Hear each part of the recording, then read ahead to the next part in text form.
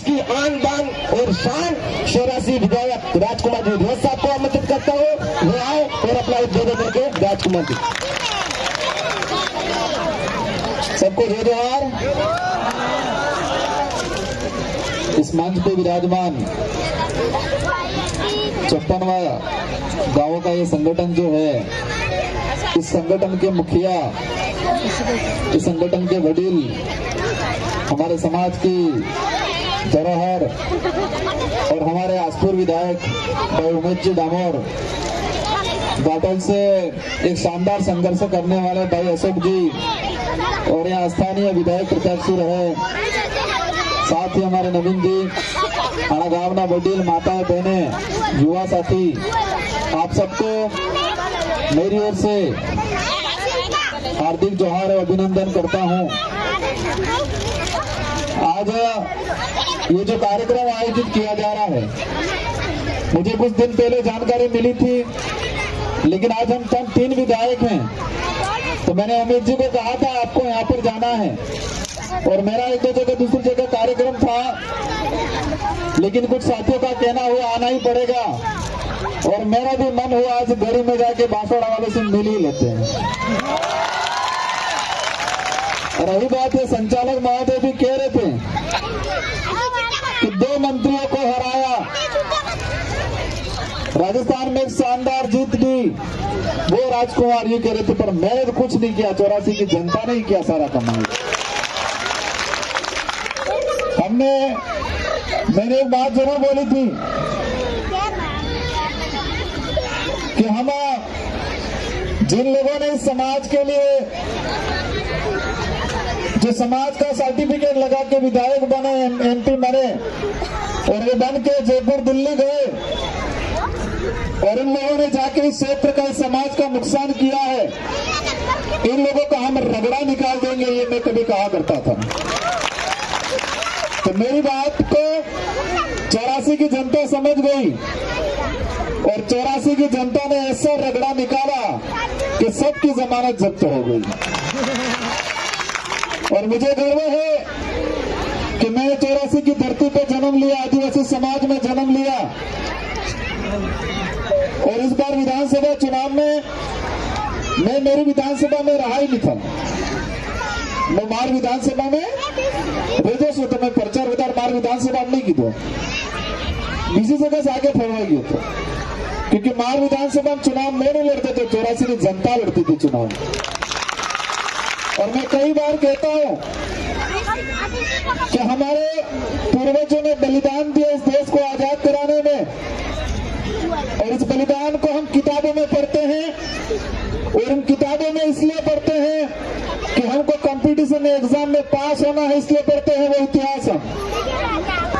मैं देखता हूं आज की युवा पीढ़ी, हम हमारे महापुरुषों का, जिन्होंने इस देश को आजाद कराने के लिए अपनी जानें गंवाई, त्याग दिया, भाग भाग कर जंगलों में रहा करते थे, एक शानदार एक इतिहास रहा है हमारे समाज का, गौरवशाली इतिहास रहा है, और इतिहास को हम लोग पढ़ते हैं, हमारे युवा पीढ़ी पढ़ रही है, पर इस पढ़ने के पीछे उद्देश्य क्या है? उद्देश्य मात्र ये है कि ये इतिहास पढ़ना मेरे सिलेबस में है, और मेरे सिलेबस में है तो मेरे एग्जाम में क्वेश्चन आ जाएगा, प्रश्न आ जाएगा, मैं पास हो जाऊंगा, पास हो जाऊंगी, ये सोच के पढ़ते हैं। आज गलत है कि नहीं है ये बात?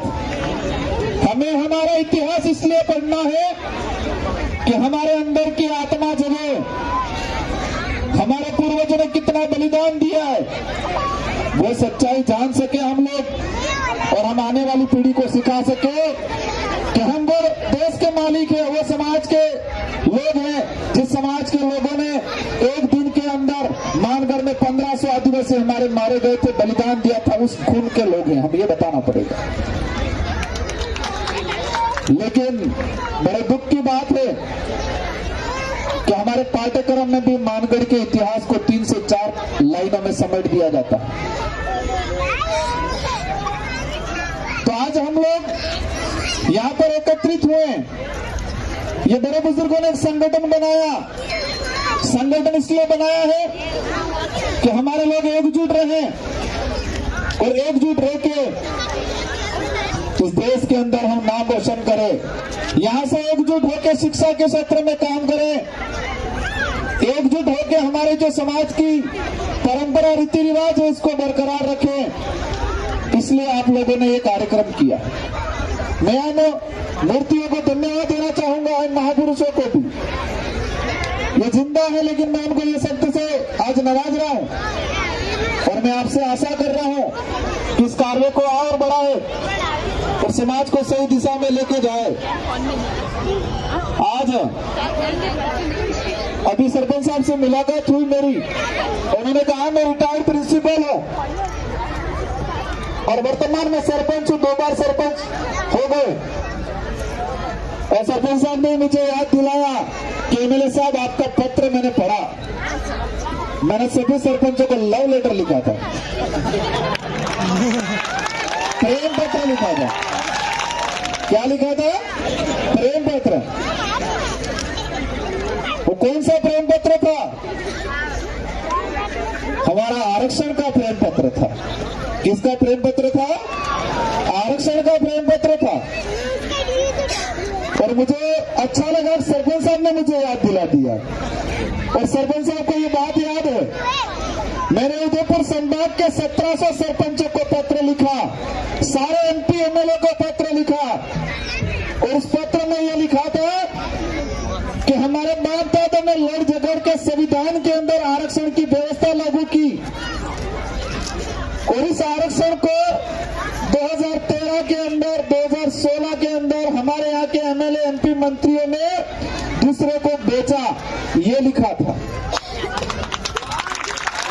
और इतना मात्र ही नहीं लिखा था, मैंने सबूत दिया था। क्या दिया था? सबूत दिया था कि इन अधिसूचनाओं के आधार पर यहाँ पर भर्तियां हुई।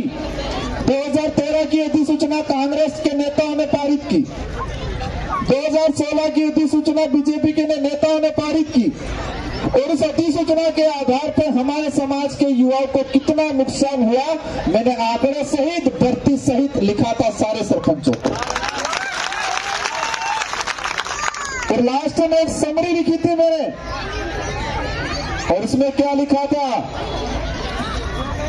कि हम जिस समाज में पैदा हुए हैं और उस समाज से हमारे जो वडीलों ने खून पसीना बहा के आजादी दिलाई और संविधान के अंदर हमारे पूर्वजों के लड़ने झगड़ने से बलिदान की वजह से हमको शेड्यूल 5 मिला, 5वीं अनुसूची मिली और उसी शेड्यूल 5 की वजह से हमको आज सरपंच एमएलए एमपी बनने मिल रहा है।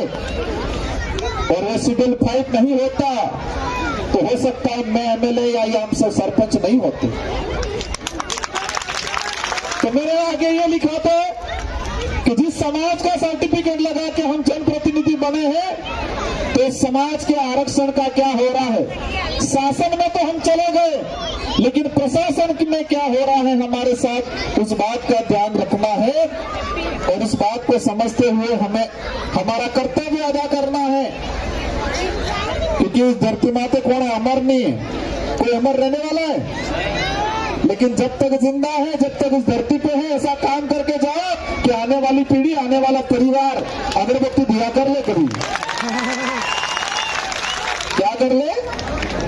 अगरबत्ती दिया। अभी करते नहीं करते हमारे बाबू डोगरे पूर्वजों को? और दिवाली आते मैंने अगरबत्ती दिवा करे नहीं करा, 20 पुणे में आप अगरबत्ती दिवा करे नहीं करा। और गैर में कहीं इधर पामड़ा आ गया, सर को बढ़ावी दी तो तेल पूजक नहीं पूजा, तेल तार दिए पसे पिए नहीं पिए।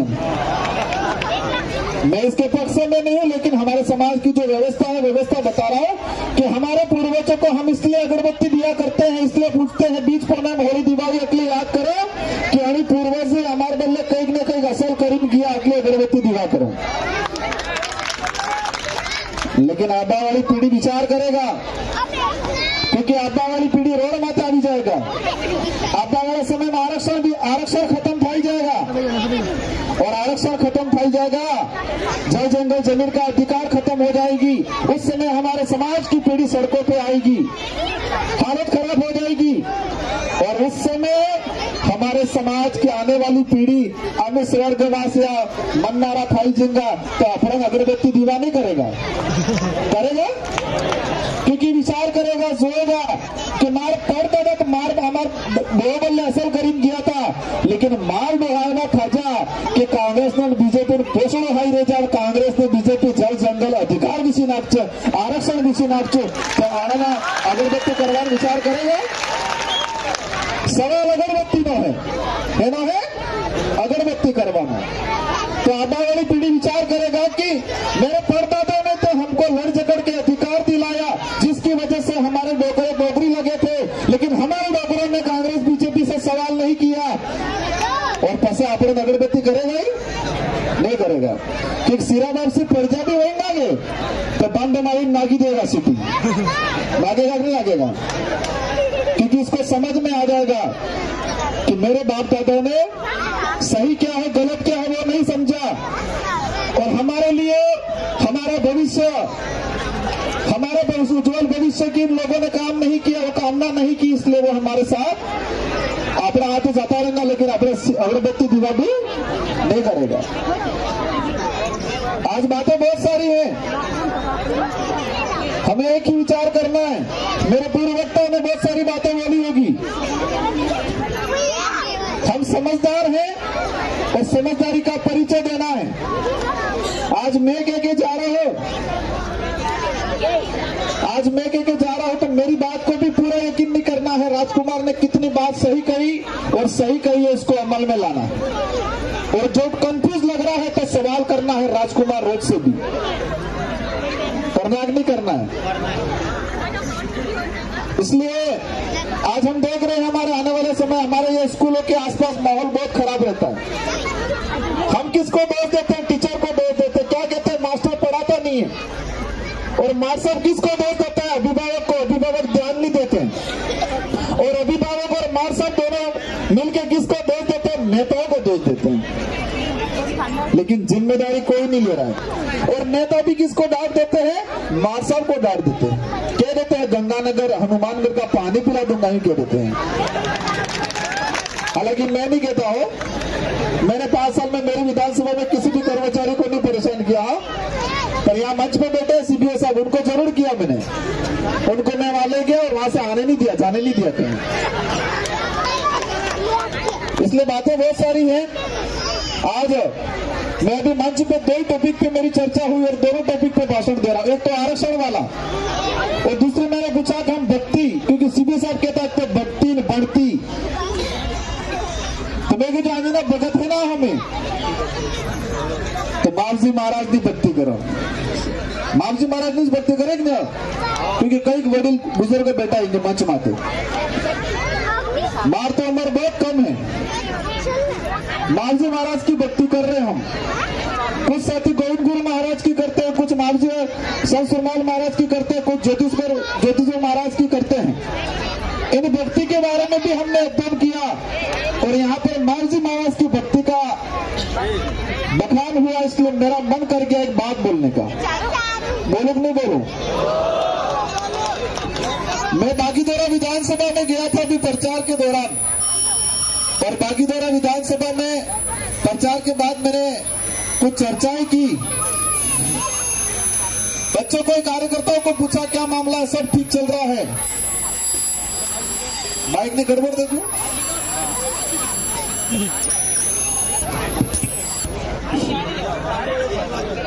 बागीदोरा में चर्चा हुई तो सारे कार्यकर्ताओं ने कहा सब बढ़िया चल रहा है पर भगतवाड़ थोड़े गड़बड़ है। फिर मैंने विचार किया क्या गड़बड़ है तो अच्युतानंद जी महाराज घेर घेर फरीने हत्या से भगती कोटवाय आनंद कही दीदी है कि आपने एम करवानो है अच्युतानंद जी महाराज गादीपति केना बेनेश्वर बेड़काना हमारी सी गादी है ना गादीपति और ये गादीपति हमारे गांव में से कोटवाय है भगत थे अनफा आ गया तो भगत तो है भगवान आ गया उस माने नहीं मालिक नहीं माने तो मैं विचार करी गया अतला मोटा गादीपति बचपन घेर फारे कहानी वो है ये समस्या है इस समस्या का कारण क्या है मैं कारण जानने के लिए निकला और कारण अंत में ये जाना कि मारजी महाराज की भक्ति और मारजी महाराज ने गादी है कुंवारी गादी। कुंवारी गादी से भक्त हो सकता, कुंवारी गादी। और कुंवारी गादी थी मारजी महाराज कुंवारी गादी में था बेटा, और बेटा तारे होते कोटवाड़ा मेटी जीता से पंडित वंडित से भी दस्तूर की तो पूरी क्रियाकलाप की तो क्रियाकलाप करवा बाद जो बेवड़ा जा। और मारजी महाराज ने सपना में लगी क्या है, क्या कुंवारी गादी है, कुंवारी गादी से रहेगा और जिंदारे अशुद्ध थाई जाएगा। तीन दाड़ा कोनो के नुकसान थाएगा, अवड़ा फेरा थाई जाएगा। तो मैं विचार की तो कटला मोटा गादी पे भी है गामा गामा कोटवाड़ा गरम मैटम गरम सही। और फिर पता चला कि जब हमारे से गादी पे माते बेटा ही या पढ़वा ने काम की तो सानो सानो और तारे एक मट्टे से देता हाथ अंदर साथ दिया। और उस समय एग्रीमेंट हुआ कि आपके संकट में मैं साथ दे रहा हूं, तो तमार गादी वो नहीं हलवा दी, मार गादी तमी नहीं हलवा दीजिए। समझ में आ गई होगा क्या हुआ कि तमार गादी, क्योंकि अच्युतानंद जी ने शादी की, सही बात है कि अच्युतानंद महाराज ने शादी की और तब साबला के आसपास जितने जो कोटवार ओरिजिनल कोटवार मेट कोटवार थे उन्होंने विरोध किया कि ये गलत हो रहा है, हमारी भक्ति के खिलाफ हो रहा है, क्योंकि हमारी गादी कुंवारी गादी है और कुंवारी गादी तमाते तुम्हें बेटा हो पर तुम्हें आ नहीं कर सको। त्यानी जन ने शरण ली थी और शरण लीवा बात समझोगे था जो कि तमार गादी सुरक्षा वो करूंगा, मारी गादी ने सुरक्षा तुम्हें कर दो। तेरे पहले मारी थी तो सुरक्षा करवा आवे कि नहीं आवे, आवे ना। समझ गए आप सब। तो मैं विचार कर रहा हूं कि गादीपति व्यक्ति जिनको हम भगवान मानते हैं, क्योंकि इस व्यक्ति का महत्व नहीं, उस गादी का महत्व, उस वचन का महत्व, उस स्थल का महत्व है। और उस स्थल पे उस गादी पे बैठा हुआ व्यक्ति ये काम करने लग गया है तो कारण क्या है। और वो समझौता हुआ था उस दौरान। और जितने ये मेरे से बहुत बड़े उम्र में हाथ पता करना जाना कि ये घटना कब हुई थी और तब वो व्यक्ति किस पद पे बैठा हुआ था और समझौता क्या हुआ कि तुम्हारी रक्षा हम करेंगे, हमारी रक्षा तुम करना। तो क्या हमारी भक्ति में बैर पार जग नहीं पड़ जो इस कौम का नुकसान किया कि नहीं किया, भक्ति का नुकसान किया कि नहीं किया। और उसका परिणाम ये है कि आज बेनेश्वर के अंदर लगभग ये 200-300 बीघा जमीन है, लेकिन हमारे समाज के नाम से कहीं 5 बीघा भी जमीन नहीं है। इन लोगों ने ट्रस्ट बनाया, क्या बनाया, ट्रस्ट बनाया, और उस ट्रस्ट में हमारा एक भी आदमी नहीं और सारी जमीनें बेच दी दूसरे लोगों को। ये समाज का नुकसान किया है। साथियों, ये क्रांति है। क्या है? क्रांति है। ये पार्टी, ये विचारधारा, ये चुनाव लड़ने के लिए ही नहीं है। चुनाव एक माध्यम है, एक आधार है। ये आने वाले भविष्य का निर्माण करना है। हमारा तो हो गया, लेकिन आने वाले बच्चों का भविष्य किस तरह से तय करना है, उसकी लड़ाई है ये। हमारी भक्ति को भी बचाना है, जल जंगल जमीन को भी बचाना है, आरक्षण को भी बचाना है, हमारी कोल को बचाना है। ये लड़ाई है। हर व्यक्ति को कुछ न कुछ करके जाना है। किसी भी व्यक्ति को, किसी भी महिला को अपने आप को कमजोर या छोटा नहीं समझना है। हर व्यक्ति अपने आप में एक महत्वपूर्ण है, एक ताकतवर है। और हम जहां पर भी है, जिस भी पद पे हैं, हमें अच्छा काम करके जाना है, आने वाली पीढ़ी के लिए काम करके जाना है। तात्काल के लिए नहीं सोचना है। वर्तमान में तो सब जीते हैं, भविष्य का सोचना है, भविष्य का निर्माण करके जाना है। मुझे आप सबसे उम्मीद है कि मेरी जो बातें हैं वो समझी होगी। और यहाँ के साथियों ने मुझे दिया है एक चिट्ठी, वो वसुंधरा और भजनलाल वाली चिट्ठी नहीं है, उस पर भी बात कर लेते हैं, उस पर भी बात कर लेते हैं। क्या देश के अंदर वर्तमान में लोकतंत्र है, राजतंत्र है? पानी हलवाने में राजस्थान के अंदर या देश के अंदर लोकतंत्र है, राजतंत्र है?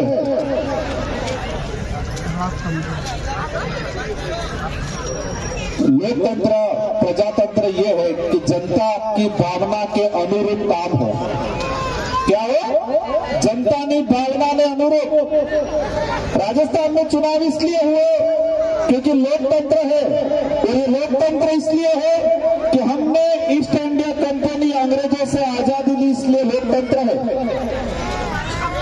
और लोकतंत्र के तहत हमारे यहाँ चुनाव हुए राजस्थान में, और राजस्थान की 7.5 करोड़ जनता ने अपना वोट देके 126 तो बीजेपी के विधायक बनाए, 70-71 कुछ कांग्रेस के बनाए, निर्दलीय बनाए, अपन बनाए।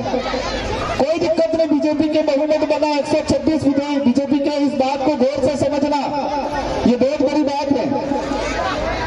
बीजेपी का बहुमत बना राजस्थान में, कोई दिक्कत नहीं। जनता ने उनको 126 विधायक दिए, जनता की भावना के अनुरूप 126 विधायक चुन के गए। अब 126 विधायकों का भावना के अनुरूप विधायक दल का नेता होना चाहिए था, मुख्यमंत्री होना चाहिए था नहीं होना चाहिए था, तो लोकतंत्र होता। 126 में से 125 को पता ही नहीं है कि हमारा नेता कौन है, ऊपर से तबका। तो लोकतंत्र रहा कि राजतंत्र रहा? राजतंत्र रहा। लोकतंत्र जनता की भावना के अनुरूप काम है। तो राजस्थान की जनता ने बीजेपी को बहुमत दिया क्योंकि लोकतंत्र है। तो लोकतंत्र में 126 विधायक थे, तो कम से कम 100 विधायकों की भावना के अनुरूप उनके विधायक दल का नेता होना चाहिए था, नहीं होना चाहिए था, तो लोकतंत्र कहलाता। ऊपर से तबका, तो लोकतंत्र रहा, राजतंत्र रहा? राजतंत्र रहा। ये बात हमको समझनी पड़ेगी कि नहीं पड़ेगी? आप सबको खूब धन्यवाद। आप सबने हमें आमंत्रित किया, मान सम्मान दिया, दिल से स्वागत किया, इसलिए आप सभी को खूब धन्यवाद। और यहाँ की कमेटी ने मुझे एक चिट्ठी पकड़ाई है, उस चिट्ठी से मेरी बात वहां तक चली गई।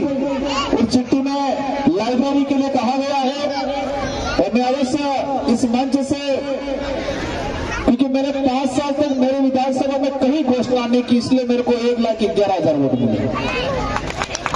मैंने कहीं, मेरे आज तक का इतिहास रहा है, मैं किसी भी कार्यक्रम में कोई घोषणा नहीं करता। मैं कह देता हूं मेरी योग्यता, मेरे कार्य क्षेत्र के अनुरूप मैं जो भी हो मदद करा दूंगा।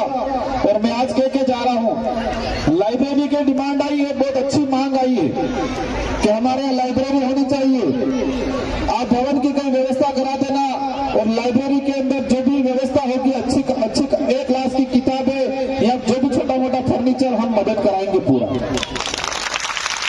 लेकिन पढ़ना है, और पढ़ना पास होने के लिए नहीं पढ़ना है, पढ़ना इसलिए है कि हमें जानना है, हमें ज्ञानी बनना, इसलिए पढ़ना है। बाकी पास होने के लिए पढ़ गए तो मामला गड़बड़ हो जाएगा। युवा साथियों विशेषकर ध्यान रखना,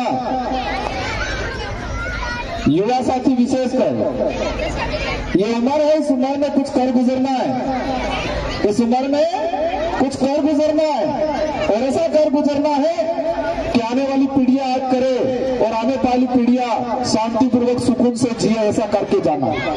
देश का इतिहास उठा के देख लो, बड़े बुजुर्ग का आशीर्वाद होता है, बड़े बुजुर्ग के जो अनुभव है उसका हमें कहीं न कहीं मदद मिलती